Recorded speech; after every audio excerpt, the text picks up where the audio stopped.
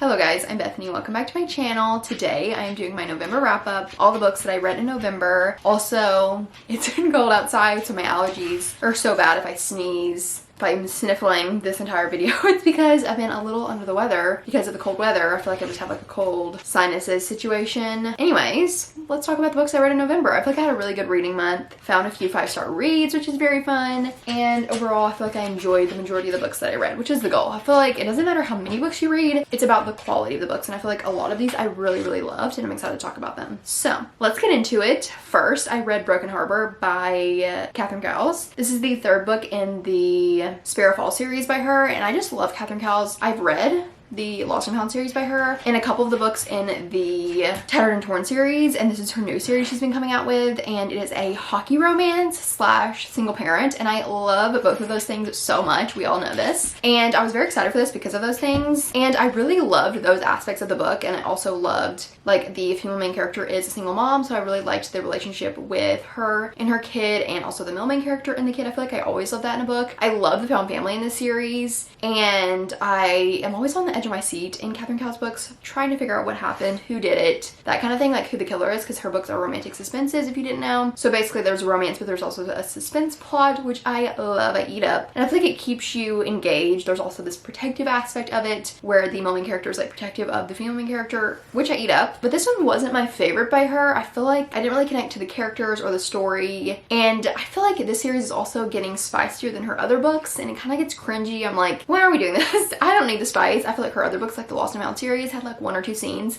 and I really loved it, but I feel like it's getting spicier, and therefore it's getting longer. Like, her books are getting longer, which is just not really necessary in my opinion, but I still had a good time reading it. I feel like her books are just quick, easy to read, and I definitely will be continuing the series. I feel like this one wasn't my favorite, but I definitely could see myself loving future books in the series, especially how she set up future books. I'm very excited for the next one, but this one wasn't my favorite. I gave it like 3 stars, but I still recommend it. I recommend the series if you like romantic suspenses, if you don't mind a good bit of spice. Next, I finished the Caraval series. So first I read Legendary. I read Caraval in October, so I read Legendary this month, and I really enjoyed this one. I'm gonna talk about this one before the other two because I don't own this one. So this, if you don't know, the Caraval series takes place before the Once Upon a Broken Heart series, which you probably have heard of, and it's basically like about this like magical carnival type situation. It's very like magical, whimsical. You never know what's gonna happen next. It's like you're literally on the edge of your seat, and what you think is gonna happen, or like what you believe, is like not true, or like, I don't know, you're literally getting whiplash because you don't know what's true and what's real. I don't know how to explain it, but it's so good. I loved Caraval. I gave it like a 4.25, but I'd probably give it a 4.5 maybe. I absolutely love Caraval. So then I read Legendary, and I really enjoyed this one as well. I love the plot. I love the characters. I love just like following along the carnival, because this one also is a carnival, but it follows the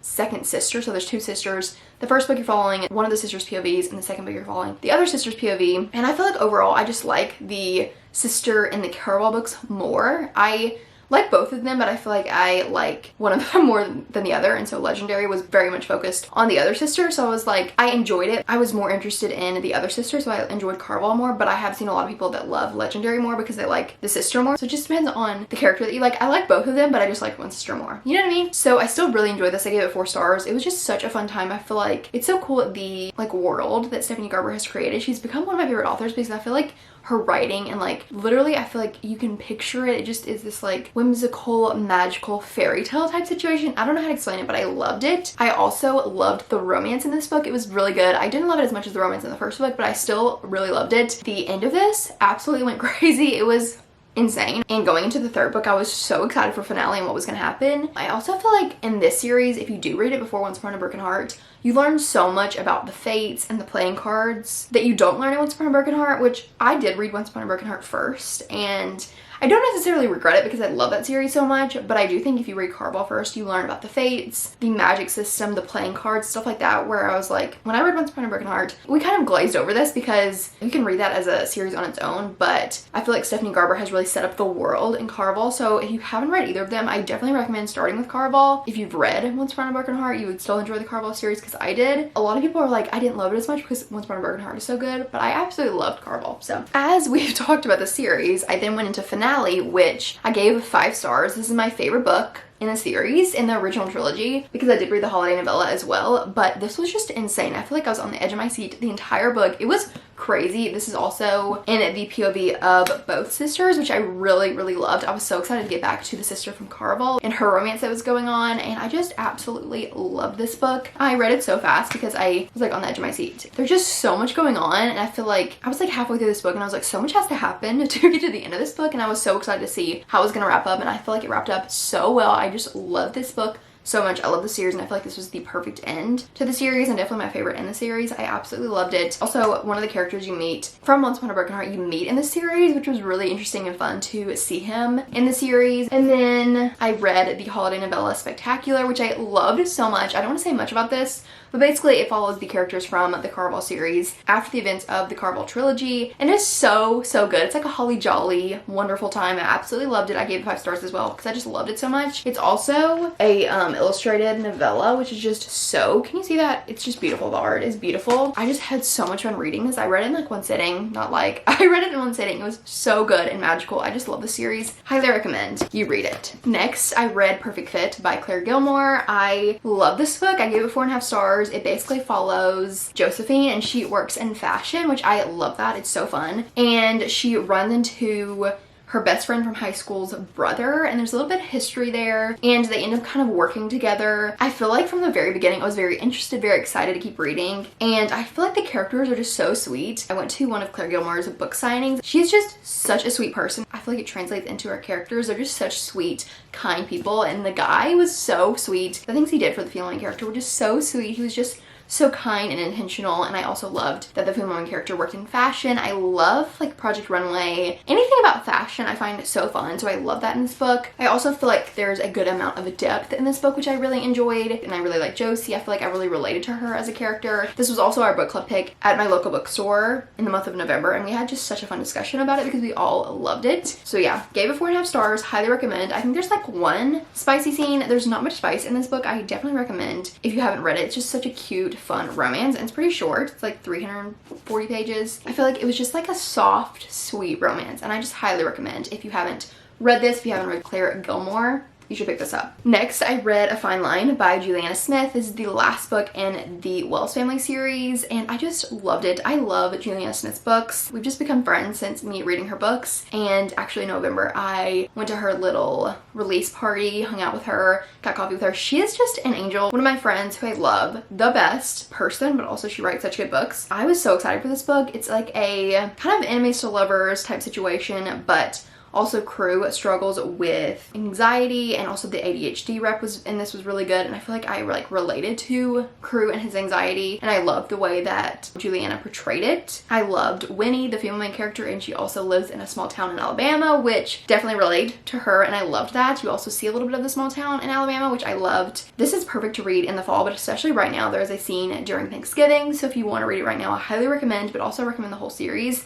It's closed door, banter was so good, the chemistry was so good, loved it so much. Highly recommend the series. Just a great end to the series, but I cannot wait for her next books. Next, I read Cruel Winter with You by Allie Hazelwood. This is her little like Christmas short story, and I gave it 4 stars. It was so fun. It's like a second chance or like childhood friends to lovers type situation. I had a really good time reading it. I wish it was a full-length book because I really loved it. I feel like the romance was so sweet and the tension was there even in like a short novella. It's like 50 pages maybe. Next, I read Wild and Wrinkled by Lila Sage. Oh my goodness, are you kidding? I cannot believe I read this month. Oh my goodness, it's definitely the highlight of my month. My favorite book of the month, one of my favorite books of the year. We all know how I feel about Lila Sage and the Rebel Blue Ranch series. And this is Childhood Friends to Lovers Second Chance. Oh my goodness, it was so good. I like don't even want to talk about it because I'm so sad that the series is over, but I loved it so much. I feel like Lila's books, sometimes when I read a book, I'm like itching to get to the end because I need to know what happens. But I feel like her book, I literally savor every single sentence. It is so good the way that she writes, the way that she creates comfort and like a homey feeling in her books. Oh my goodness, it's so good. It's a cowboy romance, obviously. Literally, I'm coming back home, cozied up on the couch. Literally, like my comfort reads, I love them so much, and this was just absolutely perfect. I gave it 5 stars, obviously. I feel like there's just something special about her books,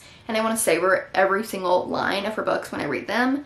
I mean, I definitely will be rereading this, honestly. I also feel like her characters are so well fleshed out. Like, from book 1 to this one, you see, like, all the different characteristics of all the characters, and, like, you know them so well. And I feel like that's so special in books when you can like read a book and the characters feel like three-dimensional and you know them so well. Like each character you just know so well because the way she's written them, you literally feel like you know them personally even though they're literally words on paper. I literally wrote how beautiful it is to have something that makes saying goodbye so hard because I'm literally annoying and dramatic, but I'm literally in denial that the series is over because I love it so much. I won't say much about like the actual book or the story because I don't want to give anything away, especially because it doesn't come out till April, but just know it was so good. And don't ask me what my favorite book in the series is. I don't know. I can't decide, okay? Because except Jen and Dustin, I didn't give that one 5 stars, but the rest of the series, I literally cannot decide. They are perfect in my eyes.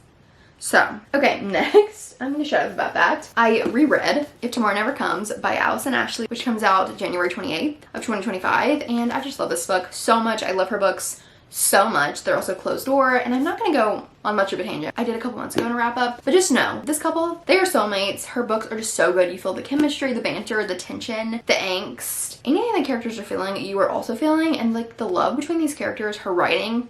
I just love this book so much. It was fantastic. Highly recommend you pick that up when it comes out in January. Then I reread The Temporary Roomie by Sarah Adams. This is my last book of her re-releases to reread, and I just absolutely loved it. This is definitely my favorite, I think, of her re-releases. It is best friend's brother, and the female main character is pregnant, and I just love this book so much. Drew is a little angel, and I just love Sarah Adams' books. They're so sweet and wholesome and perfect, and I love these characters, and I'm just so excited that these books are being re-released. And yeah, I just loved it. Gave it 5 stars, obviously, because I love it so much. I just love Sarah Adams' books and I love rereading them. Then I finished my reread of The Divine Romance by Jean Edwards. Love this book. I definitely recommend everyone, every Christian, everyone to read this. It's basically about God's love for us, and it's just so good. It starts from literally the very beginning and goes all the way to Jesus dying on the cross, raising again, all that stuff. It's so good. Highly recommend this. It was just a reread, so love that. Then I read The Wrong Option by Anna Conwell. This comes out the 5th, so it should be out when I post this video. And this was a football romance, marriage of convenience, which I love. I just love Anna Conwell's books. They're just so easy, quick, low angst, but there's chemistry and banter, and they're just such cute, wholesome time. I love her books. This is also like a little over 200 pages, so quick, and I highly recommend it. It's the 3rd book in the like sports series she's doing. You don't have to read the other 2 to read this. But yeah, I just loved it. I don't have much to say about it because I just had a good time reading it. Like, no complaints here. Gave it 4 stars, and I can't wait for the next book in the series. It's gonna be so good. I just love her books. I feel like she's an author that I found this year that I just really love. I feel like they're like comfort reads. They're so easy. They're so quick. The romance is so good. They are closed door, and I just highly recommend them. Okay,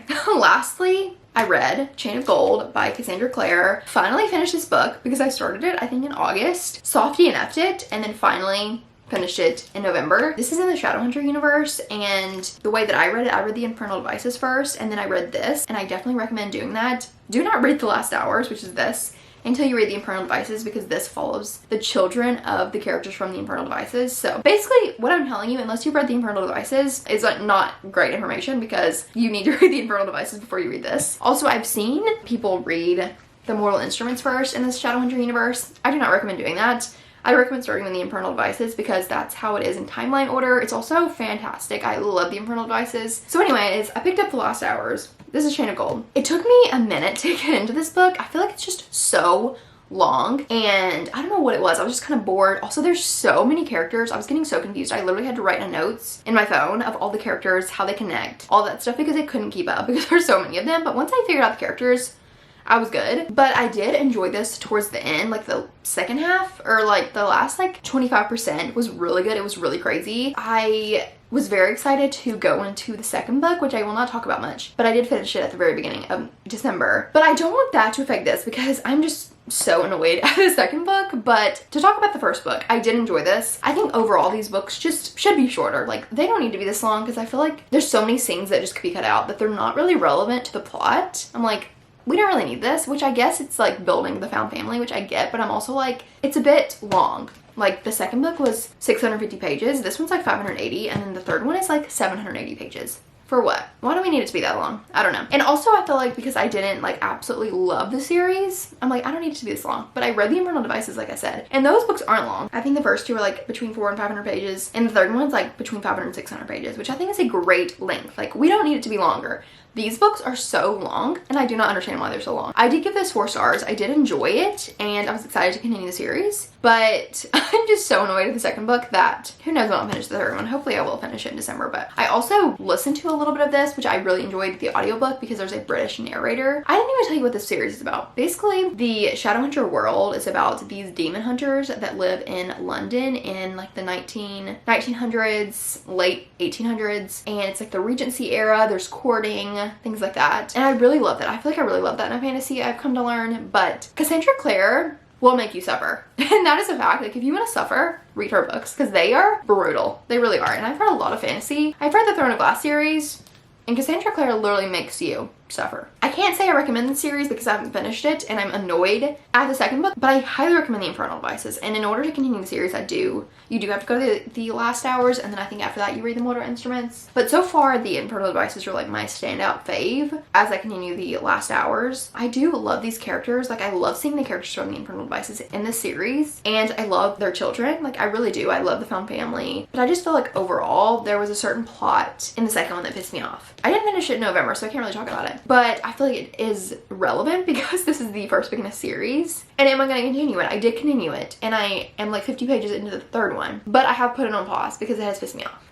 So, enter at your own risk. I'm reading this book, but I highly recommend the Infernal Devices. So, anyways, it's kind of my thoughts on Chain of Gold, if you were wondering. I mean, obviously that's why you're here. So, anyways, that's all the books that I read in November. I feel like I was trying to be very quick in this video because my battery is gonna die. So, I cannot believe we're at the last month of 2024. I'm very excited to see what I read this month. My nose is so stuffy, but I made it through this video, thank the Lord. But thank you so much for watching. I would love to know what you read in November, if you read any of these books. If you've read The Last Hours, please chat with me. I need someone to talk to because I have one friend on Instagram that has read it, so I've been talking to her about it, but I need other people. So, like, if you've read The Last Hours, please DM me so we can chat. But anyways, that is all. I hope you enjoyed this video, and I will see you in the next one. Bye.